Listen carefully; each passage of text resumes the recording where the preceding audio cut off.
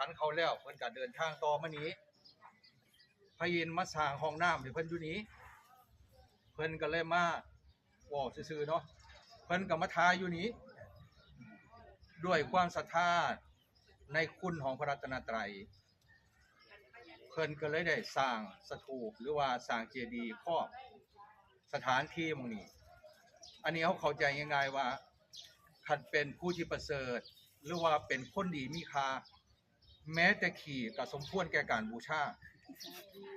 อันนี้คือคุณค่าความดีที่เกิดขึ้นฉะนั้นสถานที่แห่งนี้เป็นสถานที่ที่เขาได้ระลึกถึงคุณของพระรัตนตรัย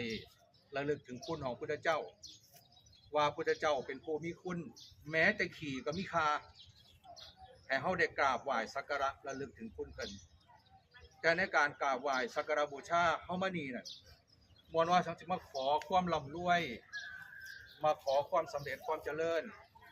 คันเฮามากราบไหว้ขอความร่ำรวยนั่นคือจะบ่มีคนทุกข์คนยากสิมาขอเอาให้ร่ำรวยให้ห่างให้มีให้ได้แต่ว่าให้เฮาได้กราบไหว้เพื่อระลึกถึงคุณเพื่อนำธรรมะไปปฏิบัติมากราบไหว้บ่ว่ามากราบไหว้เพื่อเฮาหายป่วยหายไข้บ่ให้เฮาเจ็บบ่ให้เฮาตายคันกราบไหว้แล้วบ่ให้เจ็บตายนั่นคือสิบ่มีหม้องอยู่ล่ะคนคือสิอยู่ไปบ่มีผู้ใดตายฉะนั้นเขาเข้าใจว่าเฮามากราบไหว้บ่ได้กราบไหว้เพื่อขอความร่ำรวยบ่ได้กราบไหว้เพื่อให้เฮาแบบบ่เจ็บบ่ป่วยบ่ตายคันเฮามีบุญสิรักษาเฮาเองแต่ว่าที่สำคัญที่สุดคือเฮารักษาใจ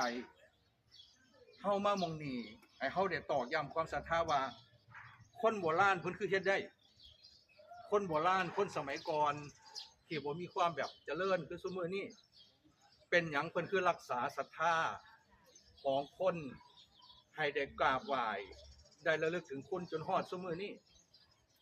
แล้วก็สถานที่ที่เพิ่นสร้างนี่บ่ได้ใหญ่โตคือกันกับแบบสร้างเป็น100 ล้านพันล้านแต่ว่าเป็นหยังคนคือมาเป็นล้านๆคนมากราบนี่มันบ่ได้น้อยเด้นี่ตั้งแต่คนธรรมดาชาวบ้านจนถึงแบบคนร่ำคนรวยคนหางคนมีเจ้านายผู้รักผู้ใหญ่มากราบพระธาตุที่เราเห็นอยู่นี่เนี่ยอันนี้เราได้คิดว่าการสร้างศรัทธานั้น